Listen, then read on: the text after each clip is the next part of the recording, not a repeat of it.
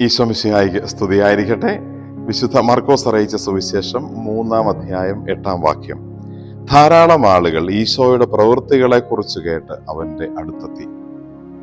ഈശോയുടെ നല്ല പ്രവർത്തനങ്ങളുടെ ഫലമായി ആളുകൾ ഈശോയുടെ പക്കലേക്ക് വരുന്നു എന്ന സുവിശേഷം. ഈ നാളുകളിൽ കേരളത്തിൽ ചിലരുടെ പ്രവൃത്തികൾ കേട്ട് കേരളം ഞെട്ടിയിരിക്കുകയാണ്.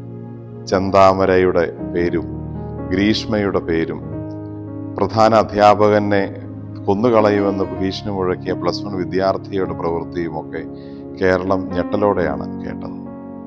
ഈശോയുടെ പ്രവൃത്തികളും വാക്കുകളും മറ്റുള്ളവരെ ഈശോയിലേക്ക് അടുപ്പിക്കുന്നതായിരുന്നു, അകറ്റുന്നതായിരുന്നില്ല. നമ്മുടെ വാക്കുകളും പ്രവർത്തനങ്ങളും അങ്ങനെയാണ്. ഈശോയെ പോലെ മറ്റുള്ളവരെ നമ്മിലേക്കും ദൈവത്തിലേക്കും അടുപ്പിക്കുന്നതാണോ, അതെയോ ദൈവത്തിൽ നിന്നും നമ്മളിൽ നിന്നും അകറ്റുന്നതാണോ? നല്ല വാക്കുകളും പ്രവർത്തനങ്ങളും നമ്മളിൽ നിന്നുണ്ടാകട്ടെ. ആമേൻ.